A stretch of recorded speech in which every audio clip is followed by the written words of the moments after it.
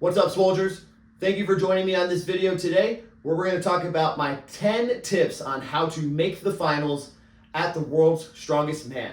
So last weekend in Madison, Wisconsin, I reached a big goal of mine of cracking into the top 10 and making the finals at the under 80 kilo division World's Strongest Man as part of the official Strongman Games. So this was a really big jump forward for me. I finished in 19th the year before, so I jumped 10 places against an even tougher, more competitive field. So everything we're going to talk about today are the strategies that I use that I think anybody can use and apply to themselves to find a greater level of success in their sport. This applies to anything that you want to do, but especially strongman. So before we dive in, please do me a favor, hit the like button down below, click subscribe to the channel to get more content on strongman, strength training, and everything you need to become a stronger, better, and happier person. So let's just dive right in. Number one, this is the most important one. Nothing else on this list matters if you do not hit number one, and that is you need to have complete acceptance and ownership of your reality without judgment or blame. You need to be completely 100% objective and analytical about how you are performing as an athlete. A lot of people go into this sport and compete with an inflated ego that leads them to believe that they are better than they actually are. And I get it, it's very natural to do that, but we need to have some humility here and just look at the reality of your placings, right? So if I'm talking about myself, I finished 19th last year. Here's some of the things that were staring at me in the face. My overhead was terrible. I finished in 31st place in the overhead event. That's terrible. I will never be a champion if that continues. I did not hustle on the sticks and stones medley. I literally jogged after I beat everybody on the frame carry. I jogged back to the stones. You cannot do that. You have to hustle. I slipped when I was doing the backward sled drag. I literally fell over on my ass just short of the finish line. Cost me a lot of seconds. Unacceptable at that level. And lastly, I've never competed up to that point against very high level competition.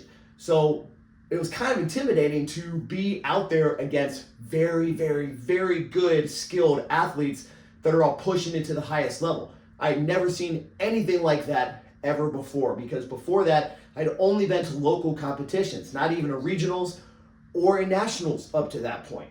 So when I was thinking about all these things that were big holes in my game, I just had to accept them at face value. So improve my overheads. I have to just hustle harder. I have to make less or zero mistakes, and I have to get used to competing against very, very good people. So those are the things that I personally had to accept. So whatever your performance indicates, just accept it for what it is. Don't get upset with yourself. Just be real about where you are right now so you know exactly how and where to step forward. That leads us to number two. Once you have done this, once you've accepted your reality and where you're at, then you need to identify the traits and habits that you need to improve and get better. So like I said, for me, I had to vastly improve my overhead. This year I went from 31st to 17th in the overhead event. Big improvements. I did not make any mistakes on my sandbag carry. Even though it was slow, I didn't make mistakes and I saved enough time to still make the finals. I hustled as much as I could across the board, and then I competed very hard all year long. So when I was at that stage this time, I was just fine. So I knew what I had to do. I worked on it all year long and it paid off. Now, some of that I can do on my own. Some of these habits and traits are not just like training and like game day things. They're also like, are you sleeping enough day in, day out? Like, are you getting enough recovery year round for your training? Are you eating and following a diet? When you really look at progress over a long time, you're just leaving a lot of gains on the table if you do not have good sleep habits, nutrition habits, overall good positive lifestyle and mindset habits. So you have to think about what you're doing every single day and not just like in your training that's going to allow you to get there. Now, with some of these things, whether it's the day-to-day habits, nutrition, or your training, if you cannot do it yourself, there are a lot of coaches and people out there that can tell you and help you get it right. So with my coach, I've worked for him for almost 2 years now. We have made unbelievably huge strides on my overhead and my overall game. And that's what it's all about. I wasn't getting the results that I wanted on my own. I had a pretty good level of success, but I accepted at one point, like, man, if I really want to take this to the next level, if I really want to be somebody that is a top level athlete, I need a great coach that is going to get me there, because he's going to allow me to work on my weaknesses and tell me, hey, you're doing this wrong, or hey, you need to do more of that from a completely objective, higher, smarter standpoint. So identify what you need to do and who you need to be to improve. And if you can't do this and get there yourself, hire somebody, all right? I would say I hired a nutritionist going into this year as well, just to help me get a little lower in weight and get into my weight class a little easier. So even though I know a lot about nutrition, I know a lot about training, but to just get me even better, I hired a full team to get behind me, right? Moving on into number 4, with all of this stuff, even if you've identified the traits and habits, if you've hired your coach, you're gonna need to work harder and longer than you think you need to, okay? A lot of people go into this thinking that they're gonna just work hard for 6 months and they're gonna just automatically be at the top level. That unfortunately is not how it goes for 99% of people. Sometimes there are outliers that just skyrocket right to the top, but chances are very good if you're watching this video, that's not you. You would know it if you were, all right? So just work harder and longer than you think you need to. Now, part of this is learning to enjoy the process and not the destination, okay? So make sure you really live a lifestyle that is conducive to you being happy. Make sure you enjoy your training. Make sure you just like have a good time in and out every single day, so that your long journey, if that's what it takes, is a good, successful, and happy lifestyle, all right? Just takes reps and reps and reps and reps and reps and reps, right? This also means competing regularly, so you have that like ingrained competitor mindset, so when you're on those bigger stages, you can just tap into the skills that you need to do. This rolls right into number 5, compete at a high level. If you've never competed at a higher level show like regionals, nationals, or something like that, it's kind of hard to understand what the pace and caliber of some of these athletes is like. I mean, goodness gracious, it absolutely astounded me just how fast some of these guys were, how strong and powerful everybody was, and how much every single person hustled. It really exposed a lot of weaknesses in my game right out the gate. So like I was talking about here, accepting ownership of my reality, I was like, man, I just had no idea that the level of competition was like this in person. Doesn't matter how many times I've seen it in person or watching the streams online. When you're actually out there on the floor with these guys, you're thinking, holy crap, everybody's really, really good. I have to elevate my game. So one of the things I had to do this year, again, identifying traits I needed to improve on, was compete more regularly at a higher level, so that I was used to being around very good talent. If all you do is compete at local shows, you're not really gonna get pushed the same, and you're not gonna know what level you can push yourself to when it matters the most. So you have to compete at a high level regularly, okay? Regularly is gonna mean different things for different people. I had 4 big competitions this year. I'll probably have 3 2025. We'll see. But you cannot just go from local level to national or world class and expect to adapt easily and automatically, all right? Number 6, don't cherry pick your competitions, and in fact, do the opposite. So a lot of people only pick competitions that they think the events will line up really well for them. Now, that's just going back to kind of competing at a high level, is you need to be challenged. You need to be used to going into either unfamiliar or uncertain territory that's going to force you to rise to the occasion. So if you're competing at events that you're not very good at against people who are very good, you're going to have to just step up. I mean, this is the best type of experience and practice that you could ever get if you need to improve in an event. There's nothing like the pressure of game day, being surrounded by tough competitors that will lift you up, okay? Nothing else will do it for you. No training session, nothing else will. So if you were to go into some things, even if it's an event or two in a show that you might zero, you're gonna have to have extra focus, go into some new territory, try some new things, and just overall set your sights higher in order to try and achieve them. Now, even if you go in and you end up zeroing, for example, I could not hit a 160 circus dumbbell last year at the official Strongman Games. I was able to hit the circus dumbbell for a big personal record in multiple reps at USS Nationals. So when we think about this in a long-term view, working harder and longer than you think you need to, opportunities are going to come where you are better and a more successful person because you aimed for those tougher competitions at a higher level. If I didn't go for OSG last year, I would have been so far behind on my circus dumbbell, I don't think I would have made the same rate of progress that I did in the spring following that miss in December of 2023. So look for things that are going to push you way outside your comfort zone, both in the caliber of competition around you and the actual events of the show, okay? Moving on, control the controllables. There's a lot of different things that you have absolutely zero control of. The weather. Sometimes events change at a show. You cannot control who you are competing against. If they could sign, this person may sign up or they could drop out last minute. You have no influence on that whatsoever. You're not going to impact what type of log is being used at the show. You're not going to impact, which specific yoke you get at the show or what the surface is going to be. You might know these things, but you can't control that. What you can control is your food, your mindset, your recovery, your training, your attitude. So there's all of these things that really influence your performance that you have full control over.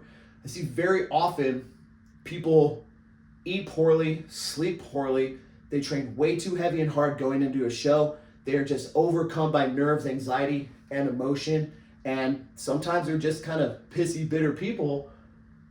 And that really leads to big losses and a huge detriment to their performance. These are all things that you have complete 100% control of. Now, food is a really big one around competitions because I saw some of my competitors the day before literally eating concession stand food at the arena. I don't know why in the world you would do that if you don't really know for sure what you're getting or what it's going to do to your body. The story I share all the time is I went out with some people the night before a big competition. They all wanted to get ramen and very salty sushi, stuff like that before a big competition after they're all weighed in. None of them had ever had this restaurant or this type of food after a weigh-in, and a lot of them had the shits and the runs the next day. They all performed terribly. So what I'm saying is, you know the foods that your stomach and your system and your body agree with and what you perform well on. So do what you can to eat those foods and fuel yourself the correct way. Even if you were to go out to some restaurant and get beef and rice, which is a meal you get all the time, you don't know the exact source of that beef. You don't know the way they stored it, the way they cooked it, what type of rice it is, again, the way they stored it. Like, there could be some little things here or there that is gonna upset your stomach. It just could happen. So why not control the things that you can to have the best competitive, successful day? Attitude, obviously, very important. Can be difficult sometimes to shift gears if you're really tense and nervous, but guess what? You still have control of it. This is why mental training throughout the year is very important. Things like meditation, quiet time, and just regular mindfulness practice is very important so you can reel your head in and focus on what you need to focus on when it's time to perform at the show. All right, number 8, visualize your success. When you're thinking about going into competitions, you want to visualize and see yourself as successful. Even deeper than that, you want to feel yourself as successful and create the moment in your head in every way possible where you are succeeding. Okay, so one reason for this is kind of back to talking about anxiety and nerves. A lot of that is just completely wasted energy. It does not help you in any way whatsoever. It raises your stress levels. It's going to take away from your recovery and sleep and performance, but also doesn't change anything. I mean, that is in the future, so worrying about it does not influence or impact that outcome. On the converse end, if you have a positive attitude and you can sit and have quiet time and actually see yourself being successful, scientific studies have shown that a vivid imagined experience, a real intensely vivid imagined experience is completely indistinguishable to your nervous system than a real lived experience, okay? So what does that mean? That means that if you were to regularly see yourself being successful, it is the same as getting practice reps over and over and over and over and over again before it's time to do it in this reality and this timeline. So why not develop your practice so that when it's time to go do that lift out on the floor, it just feels like it's doing it for the 1,000th time. This is something that many great strongmen have talked about. I mean, Eddie Hall, Benny Magnuson, Hafthor Bjornsson, they all visualize themselves as being successful.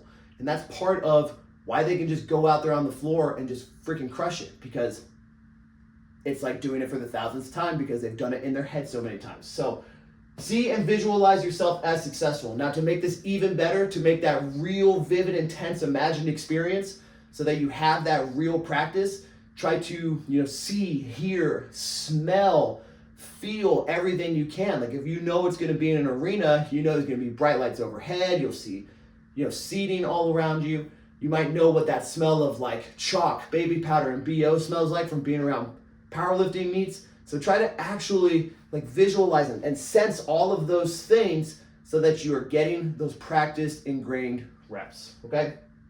Number 9, don't talk about it, be about it.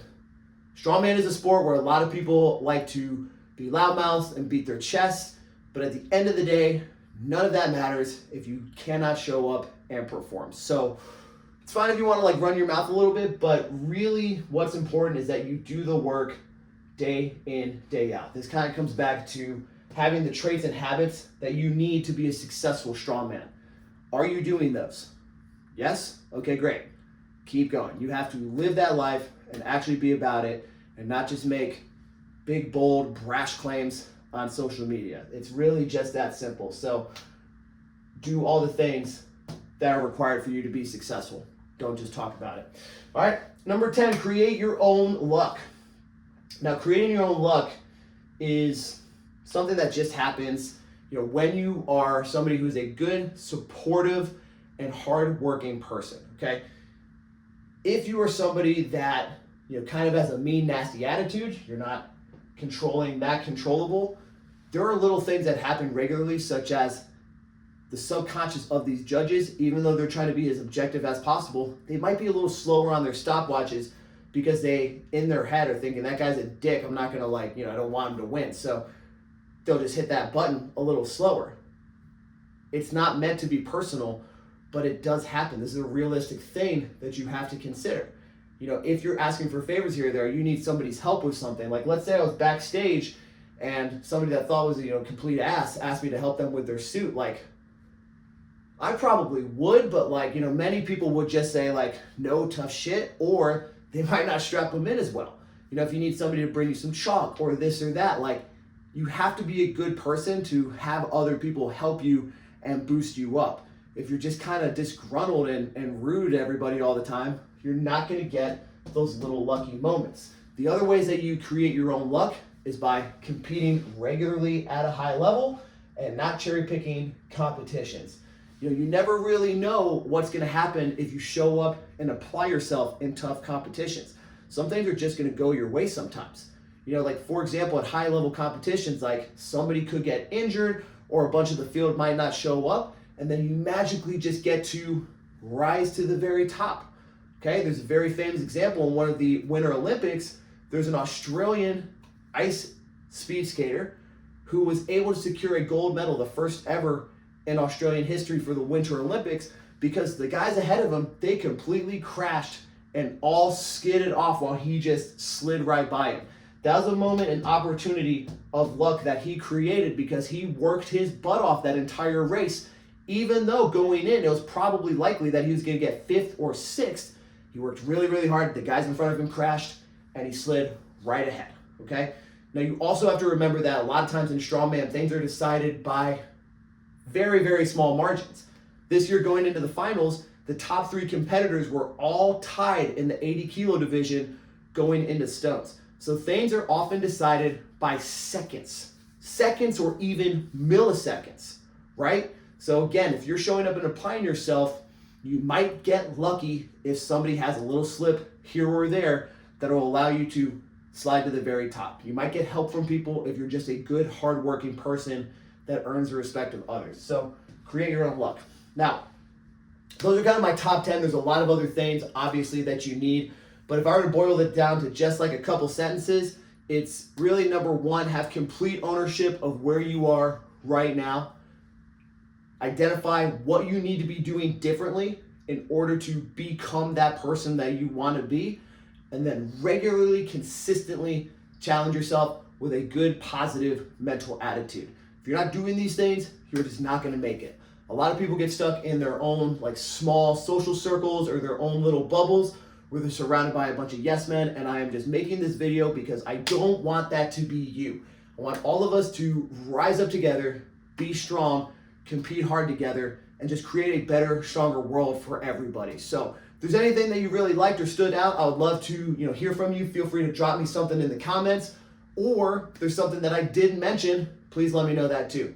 You can always reach out to me on Instagram or any of my socials at Stephen M. Coyne. And if you're interested in any coaching, training, programs, check out clubstrongman.com. Thank you for watching and have a championship day.